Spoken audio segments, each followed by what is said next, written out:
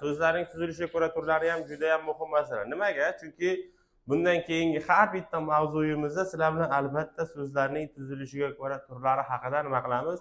Gaplashamiz. O'zbek tilida so'zlarning tuzilishiga ko'ra tur deganda nimani tushunamiz? O'zbek tilidagi har qanday so'z zoti borki, so'z degan narsani nomi borki, albatta u tuzilish jihatdan qaysidir bitta turga kiradi. Faqat nima jihatdan? Tuzilish jihatdan. Tuzilish jihatdan so'zlarda 4 ta tur bor. Sodda, qo'shma,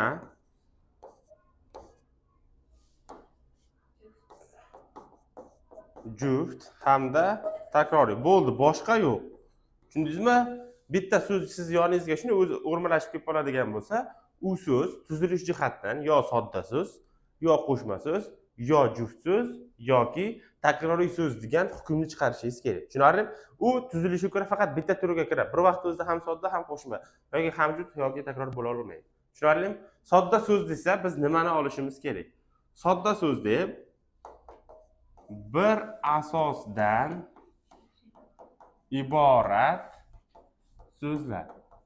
Demak, qaysiki so'z tarkibida faqat bitta asos bo'lsa, masalan, uning tarkibida 10 ta ko'makchi bo'lishi mumkin, qo'shimcha bo'lishi mumkin, lekin faqat bitta asosdan iborat bo'lgan har qanday so'zni biz nima deb ketaveramiz? Sodda so'z deb ketaveramiz. Masalan, kitob so'zida nechta asos bor?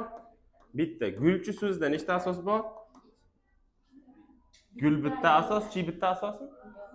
Bitta asos bor. Uylarda nechta asos bor? Bitta. O'rikzorda nechta asos bor? Bitta. Kitobxonda nechta asos bor? Bitta. Demak, shunga o'xshagan yoki 10 tada nechta asos bor? Bitta, 10. Shunga o'xshagan bir asosdan iborat bo'lgan har qanday so'zni sodda so'z deb hukm chiqarasiz. Bu boshqa muammo yo'q. Tushunarlimi? Sizdan gapda sodda so'zni top deb so'raydigan bo'lsa, bir asosdan iborat so'z. Xo'p, qo'shma so'z deb nimaga aytiladi? Qo'shma so'z deb endi 2 va undan ortiq asosdan iborat nima? So'zlar. Qaysiki so'z tarkibida endi bitta emas, ikkita yoki 3 ta yoki 4 ta yoki 5 ta yoki 6 ta asos bo'ladigan bo'lsa, u endi qo'shma so'zga aylanib qoladi. Masalan, osh, qovoq desam, nechta asos bo'ladi? Ikkita osh va qovoq so'zlaridan tashkil topgan. Shuning uchun bu so'zni endi biz qanaqa so'z deymiz? Qo'shma so'z deymiz. Tushunarlimi? Yoki tabassum qilmoq desak, ikkita asosdan iborat bo'ladi.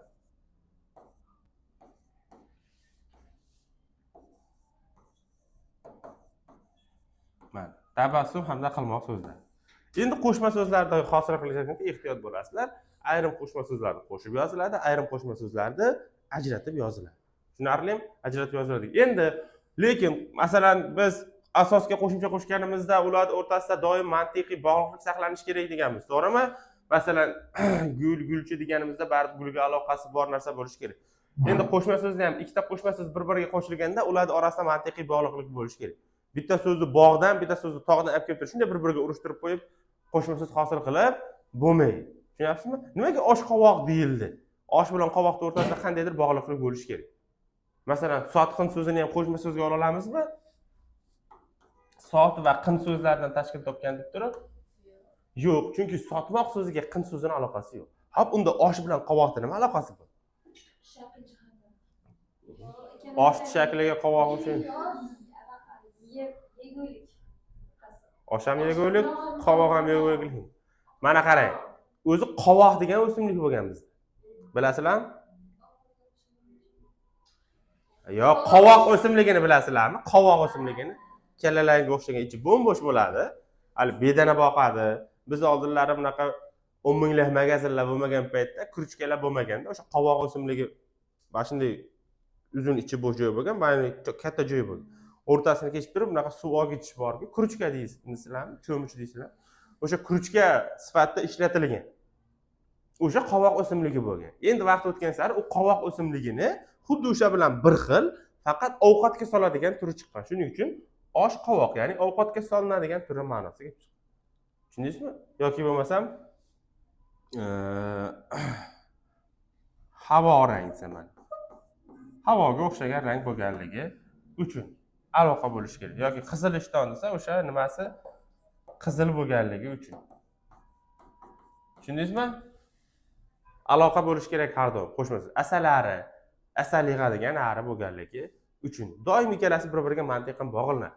Bitta so'z bog'dan, bitta so'z tog'dan olib kelib, shunday urushtirib turib so'z yasab ketib bo'lmaydi. Qarab turib, devor parda deb turib yasab yo'qmizda qarab turib, mana ko'z oynak dedik, to'g'rimi? Nimaga burun oynak demadik?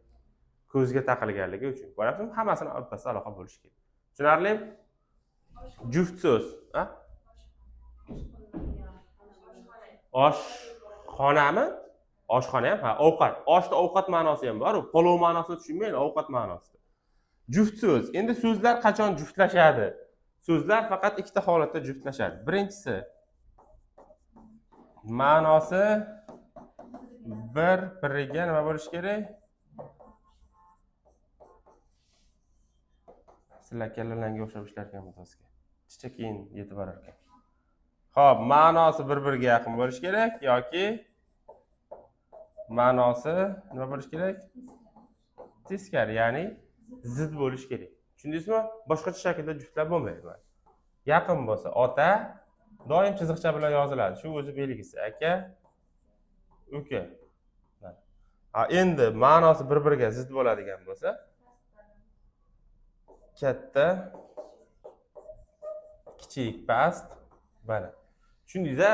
So'zlarni juftlaganda ham uni ma'nosiga e'tibor berishingiz kerak. Nimaga biz kitob, stol deb juftlamaymiz?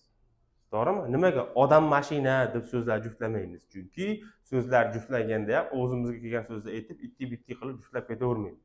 Yo ma'nosi birga aka, uka, amma, xola, tog'a, jiyan, idish tovoq, ketmon lopatga qozon tovoq bo'lish kerak. Daftar, ruchka. Tushundingizmi? Yoki zid, katta, kichik, baland, past, uzun, katta bu tushunish kerak. Takroriy so'z qanaqa bo'ladi? Shu bir so'zning nima qilishi? Aynan takrorlanish. Bitta so'zni aynan takrorlab so'z hosil qilsak, bu takroriy so'z bo'ladi. Masalan, endi uzun, uzun, katta, katta, baland, baland, past, past, kichik, kichik, oz, oz, sekin, sekin. Tushunarli? Takroriy va juft so'zlar o'zi har doim chiziqcha bilan yoziladi. Shu sizga belgisi. Tushunarli? Demak, siz sodda so'zni, qo'shma so'zni, juft so'zni, takroriy so'zni endi ajrata olasiz. Endi eng asosiy joyi, bizni testlarda qiynaydigan, peshonamizni tellatadigan, topolmaydigan joyi bu mana bu sodda so'zlar ikkiga bo'linib ketadi o'rtoq. Sodda so'zlar ikkiga bo'linadi. Sodda yasama hamda sodda tub. Sodda so'zlar ikkiga bo'linadi. Sodda yasama hamda sodda tub. Endi bizning sodda so'zni topsa bir asosdan iborat bo'lgan luboy so'zni olib beramiz. Bu muammo emas. Lekin sodda yasama, sodda tubni bir-biriga qanday ajratamiz desa, sodda yasama bilan sodda tubni mana bu ham bir asosdan iborat bo'ladi.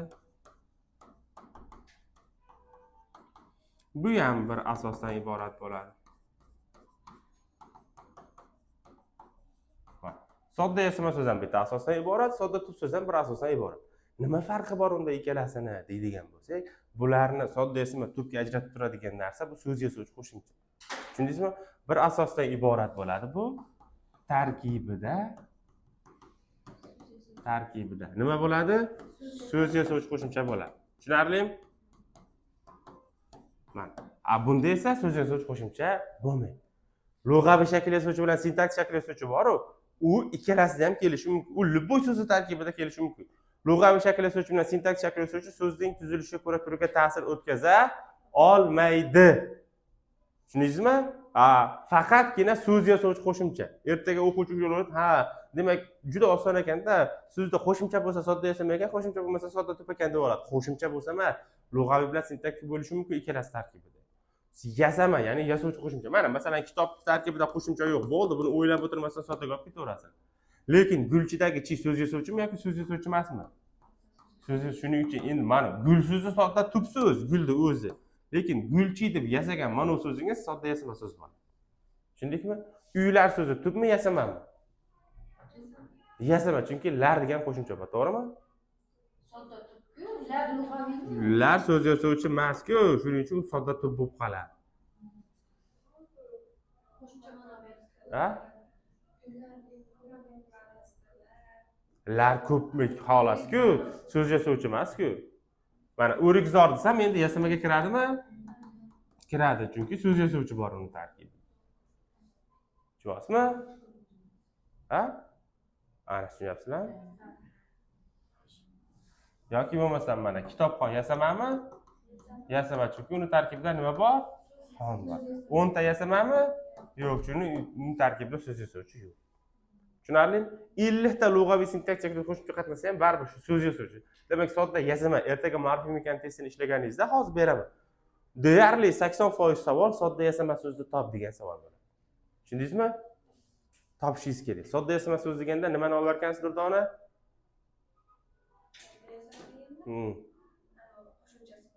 Qanaqa qo'shimchasi? So'z yasovchisi. Tushundingizmi? So'z yasovchi bo'lmasa, keyin sodda tukob ketaverasiz.